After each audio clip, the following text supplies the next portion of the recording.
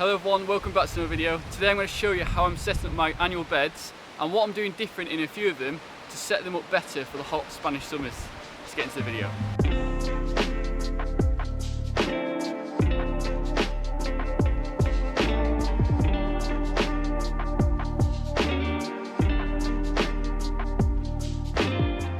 So as you can see, I've already done 3 of the beds. I will actually have 8 beds in total on this area when we finish building the wall there, because that's been a bit of a project. It's taken a long time. I had to leave space for the wall, but I wanted to get some of the beds down now so I can plant in.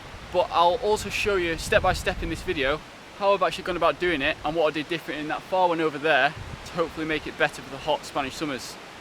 So as you can see, straight off, they look quite neat. That is because I did make an extra effort to mark out the beds before I did it. And this I would actually advise doing it if you want them to look good, because when you start to put the stuff down, the compost down, and all the components of the annual beds, you might end up being a bit not straight if you don't plan in advance. So I know these beds, I've got space for 4.5 metre beds by 1.5 metres wide. I've gone for slightly longer beds because I think I want more space in the rows, but I also went for wider because that is a good size, 1.5 metres, 1.2, 1.5 metres. It's a good size to have 3 or 4 rows in one of the beds. One thing I should say is about the position of these beds. They are on a south-facing terrace, so this is south-facing, so the sun is going to go all across there, which means these beds are going to get a lot more sunlight than if they were on a north-facing bed behind a wall, say. And that is very important if you want to have plants that have good access to sunlight so they can grow better. Obviously it's not too big of an issue in South Spain when there's more sun, but if you've got a place in your garden now and you want to basically analyse where you want to put down your annual beds, really pay attention to having a south-facing spot, because that will help your plants grow better. Also, I just want to clarify before I show you how I did make these beds. This should be viewed separate to the rest of the food forest. Like, this is a separate section where I'm going to be growing a dedicated space of annual plants, and the reason I've decided to do that is because it's just easier for me to manage and maintain all the annuals in a tight space. And also this terrace where I'm stood now has very good access to water, which is a tap just at that building back there. And obviously when you're growing annual plants and you don't have like the food forest setting, there will be a need to water a little bit more than the food forest, because that is something, a big distinction to make between annual beds and the food forest. The food forest itself can stay lush and thrive even in the hottest, driest months of a hot place like this in South Spain, because they have the whole system, the canopy, the covering, the mixture of perennials working together, creating a lush system without any need of extra water. So that's where I'm going to be growing the bulk of my food, in the food forest, but mostly going to be perennials. So this is where I'm going to grow the standard annual plants you'll recognise, like carrots, onions, broccoli, potatoes, that kind of stuff.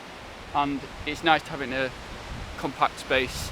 First we'll talk about what you'll need. So what I've used in each of these is compost. Obviously you can see that in the annual beds. I have used bagged compost because it worked out better for my situation, and it's very important to get certified organic. I've got certified organic compost in here because if you're growing annual plants and you're eating food from your garden, you want it to be grown in healthy soil that doesn't have any chemicals or traces of chemicals in the soil. So that's very important. I do sometimes recommend getting different kinds of compost for different situations, and in future I will actually be using only homemade compost on this area, but because I had to use quite a lot of compost, that means I had to import it from elsewhere. So I didn't have enough compost in my compost bins to do all these beds.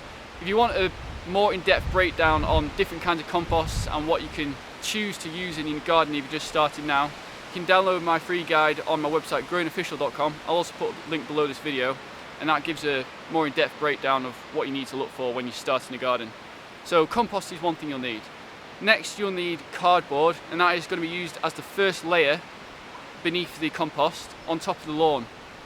And the reason you want cardboard is because it will create the initial barrier to the grass lawn beneath and suppress the weeds, and it will also break down. But it's very important that you choose cardboard or use cardboard that doesn't have any inks or glues on it, because this can potentially contaminate the soil as it's breaking down, and also remove all the sellotape and staples, because obviously that won't break down in the soil as well. So that's cardboard. Next you're going to need wood chip. Wood chip In this circumstance here, is going to be used for the border to give it a nice edge and suppress the weeds at the edges, and that again makes it aesthetically look nice, looks pleasing to the eye.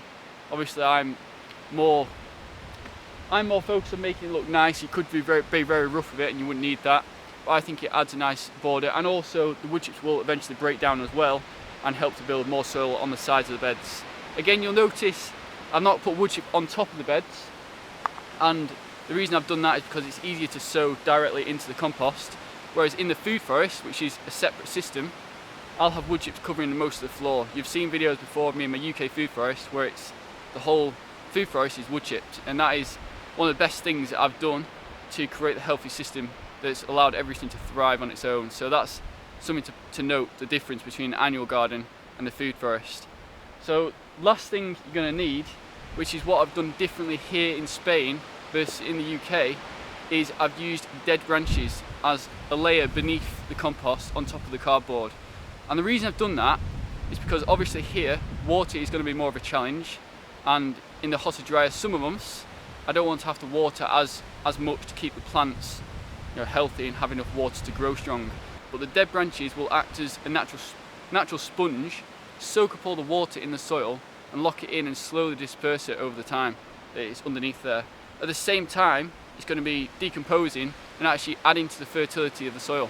So having the dead branches is going to be a bit of an experiment I'm doing here in South Spain, and I can basically show you the difference because I've only done it in that far bed over there. That's the one I've put the dead branches in. These two haven't got any dead branches, so I'll be able to show you the difference as time goes on. But also, when there's dead branches like that, I won't be able to plant root vegetables like carrots the same as I would in these ones, because obviously if carrots grow, when they hit something hard, or a root vegetable hits something hard, it will naturally fork, and obviously if it's growing above a branch and it hits that, it's going to cause it to fork. So that's why I'm growing mostly, I think in that one I'm going to grow melons, so I'll be able to show you the success of melons planted with branches beneath the soil. The only thing I'd say is the branches I've used here are cork oak trees, and cork is naturally water resistant, so it might not do the same job as a standard branch. That's an experiment I'm going to have to take on Growing with Nature, and I'll share the results with you and show you if it's successful as the season progresses. So now I've got all the ingredients, how do you go about making the bed? It's very easy. Once you've got all the materials together, it doesn't take long at all. It took me only an hour to make all three of these. So what you need to do is put the cardboard down first in the marked out area where you've got the beds, overlap the cardboard on the edges so you get a nice, you know, sheety cover of the ground, and also overlap it on the edge of the bed so you don't have grass or weeds growing from the sides. So you're going to create a nice layer like that. You might have to water it just to help it settle. If it's windy like it is today, the cardboard can just blow away and it's very frustrating. Just give it a quick water and it goes soggy and it sits down. So that's the first layer you need. Bear in mind, we're not going to be digging into soil. I'm not disturbing the current soil level. Everything we're doing is adding on top. So the first layer is the cardboard. The next layer, which I have done for the far bed over there, which is the experiment, what I'm doing to hopefully retain more moisture in the soil, is layer the dead branches on over the bed space.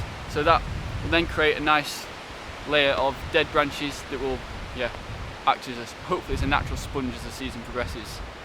On top of that then, we're putting the compost.